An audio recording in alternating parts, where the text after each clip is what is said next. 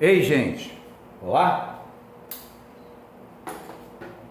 A refração luminosa é um dos fenômenos da óptica geométrica, a óptica da luz. Esse fenômeno luminoso, ele ocorre em certas situações. Quais são? Então vamos lá. Você tem um raio luminoso que ele provém de um determinado meio, como por exemplo o ar atmosférico. E esse raio luminoso proveniente do ar, ele atinge uma superfície que separa-o de outro meio, como por exemplo a água. Você tem dois meios distintos, ar e água. A luz vai passar de um meio para outro. Quando a luz proveniente de um meio atinge uma superfície de separação com outro meio, que pode ser plana ou curva, e essa luz atravessa para o outro meio, ocorre o fenômeno de refração luminosa. Tá legal? Quando ocorre o fenômeno de refração luminosa, existem basicamente duas situações que ocorrem nessa troca de meio da luz. Quais são? Dois fenômenos. Muda a direção de propagação e varia a velocidade de propagação da luz. Porque a velocidade de propagação da luz, ela depende do meio. No meio ar, a velocidade de propagação é uma. No meio água, a velocidade de propagação é outra. Quando troca de um meio para outro, vai mudar a direção de propagação desse raio luminoso e também variando a velocidade também de propagação. Eu expus aqui para você uma situação bem corriqueira, onde nós temos um copo com água até a borda, introduzimos um lápis dentro da água, metade do lápis fica fora, no meio ar, que eu estou considerando meio 1, e a outra metade, ou outra parcela do lápis, fica em meio à água, que é o meio 2. Quando você visualiza o fenômeno ali, opticamente, quando você vê, você tem a nítida impressão de que o lápis aparenta estar quebrado. Esse é o fenômeno da refração luminosa, visto corriqueiramente.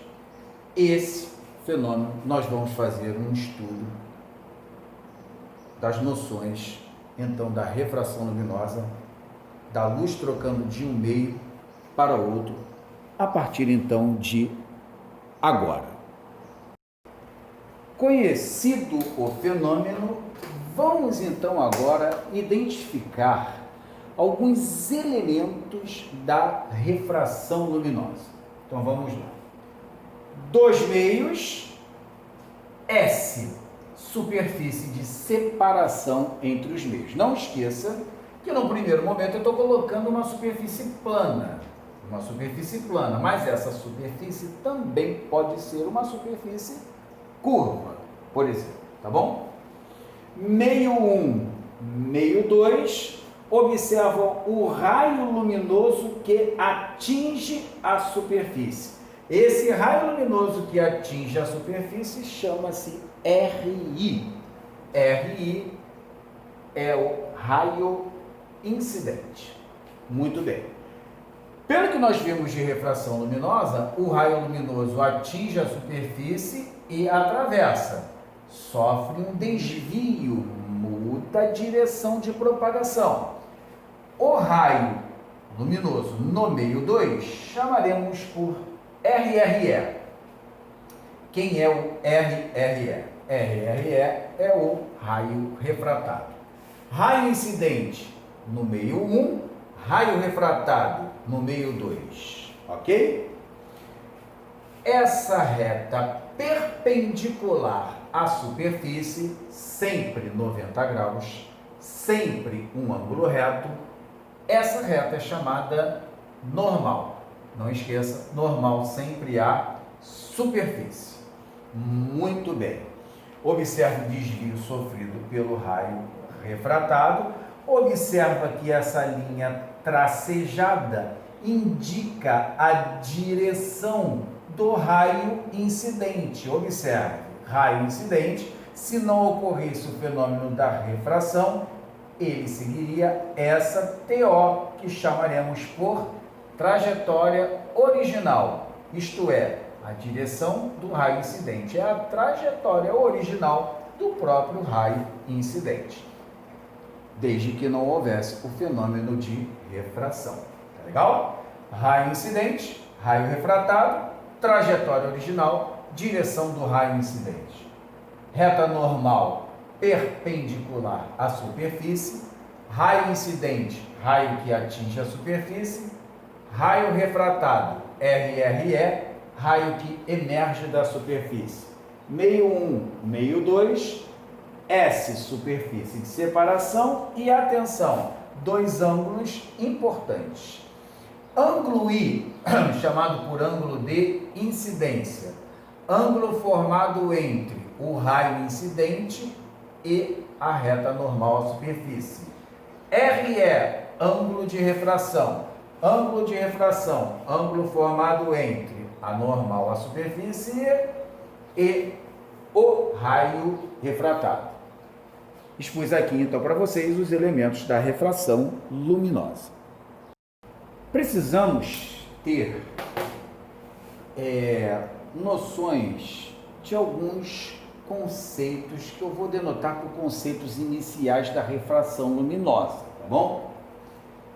O primeiro conceito básico, preliminar, inicial da refração é o conceito de índice de refração absoluto.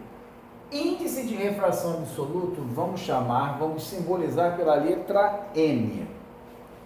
Como se calcula o índice de refração absoluto? O índice de refração absoluto é dado por uma razão entre duas velocidades. A velocidade de propagação da luz no vácuo, que nós já estudamos no início da nossa óptica geométrica, e a velocidade de propagação da luz no meio que ela esteja, então, percorrendo. Então, nós temos o índice de refração absoluto como sendo a razão entre C, que é a velocidade de propagação da luz no vácuo, que em unidades do sistema internacional tem esse valor, 3 vezes 10 elevado à oitava, e V é a velocidade de propagação da luz dependendo do meio que ela se encontra, tá bom? N igual a C sobre V. Observe o seguinte, eu peguei aqui dois exemplos, meio 1 com velocidade de propagação da luz em 1,5 vezes 10 à oitava e um meio 2, cuja velocidade de propagação da luz é 2 vezes 10 elevado à oitava. Vamos calcular quanto que vale o índice de refração absoluto da luz para esses dois meios? Pegamos C, que é a velocidade de propagação da luz no vácuo ou ar atmosférico, e dividimos pela velocidade de propagação da luz nesse meio hipotético, tá bom? Chegamos à conclusão que o índice de refração vale 2. Olha só. Vamos para o meio 2, onde a velocidade de propagação da luz é 2 vezes 10 elevado à oitava. Observa que a velocidade no meio 2 da luz é maior. Simplificando 10 elevado à oitava, 3 meios equivale a 1,5. Você deve estar se questionando assim, qual deverá ser a unidade de medida do índice de refração absoluto? Entenda, você está dividindo duas velocidades aqui, ó, metro por segundo para C e metro por segundo para V. O índice de refração absoluto é uma razão entre duas grandezas físicas de mesma natureza, de mesma espécie. Dessa maneira, o índice de refração absoluto, ele não apresenta unidade de medida. Grandezas físicas que não apresentam unidade de medida são chamadas por adimensionais. Então, nesse caso, o índice de refração absoluto é uma dessas grandezas físicas que não apresenta unidade de medida, então ela é adimensional. A resposta aqui é 2. A resposta aqui é 1,5. Ok? Muito bem. Agora, olha só, vamos tirar uma outra conclusão. Observa que a velocidade de propagação da luz no meio 2 é maior que a velocidade de propagação da luz no meio 1. E observa o seguinte também, após termos determinado os diversos índices. O índice de refração do meio 2 resultou 1,5 e do meio 1 resultou 2. Isso significa dizer que V2 maior que V1, conclusão, N2 menor que N1. Apresentados resultados numéricos, chegamos então a essa conclusão aqui matemática, ó, que o índice de refração absoluto ele será sempre inversamente proporcional à velocidade no meio. Isso significa dizer então que onde a velocidade é maior, o índice de refração é menor. Onde a velocidade é menor, o índice de refração absoluto será maior. Observe sempre que é muito importante esse conceito de N e V, índice de refração absoluto e velocidade no meio, serem inversamente proporcionais.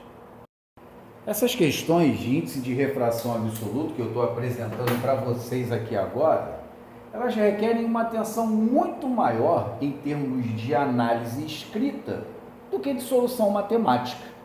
Observe o que eu vou tentar passar para você. Num determinado meio, a luz se propaga com uma velocidade que equivale a 80% do valor da velocidade de propagação da luz no vácuo. Aqui é a mesma coisa, a luz em certo meio desloca-se com 3/4 do valor da velocidade de propagação da luz no ar atmosférico, que para efeito de cálculo é a mesma velocidade do ar, que é aquele 3 vezes 10 elevado a 8ª metros por segundo, mesmo para o ar, mesmo para o vácuo. Mas vamos lá, como é que a gente pode escrever então essa velocidade da luz no meio em função da velocidade de propagação da luz no vácuo? Então vamos lá. A velocidade de propagação da luz nesse meio é 80%. 80%. Você está de acordo que 80% não é a mesma coisa que 80 por 100? Então eu posso dizer que a velocidade de propagação da luz equivale a 0,8 do valor de quem? Do valor da propagação da luz no vácuo, que vale C. Isso que eu disse para vocês, a questão da escrita, tá legal? A mesma coisa aqui, a luz nesse meio viaja com uma velocidade que equivale a 3/4 do valor da velocidade de propagação da luz no ar atmosférico, que é o mesmo do vácuo. Então, 3/4 de C. Tranquilo? Pegue o índice de refração absoluto, seu conceito, e no lugar de V, substitua por 0,8. C divididos por 0,8C. A mesma coisa vai proceder aqui. N igual a C sobre 3/4 de C. Fazendo as devidas operações, você vai chegar então ao resultado. Tá legal? Não precisava sequer colocar o valor de C. Aqui nós vamos ficar então com 1 sobre 0,8.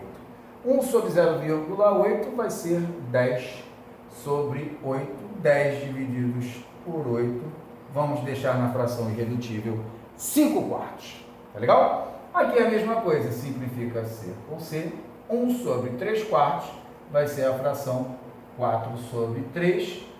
4 sobre 3 é uma fração irredutível. Vamos deixar indicada pura e simplesmente por 4/3. Tá legal? Não esqueça que índice de refração não apresenta unidade de medida. É uma grandeza adimensional. E atenção, obtidas frações como resposta, frações irredutíveis, pode ser mantida o valor, tá bom? Desde que seja irredutível.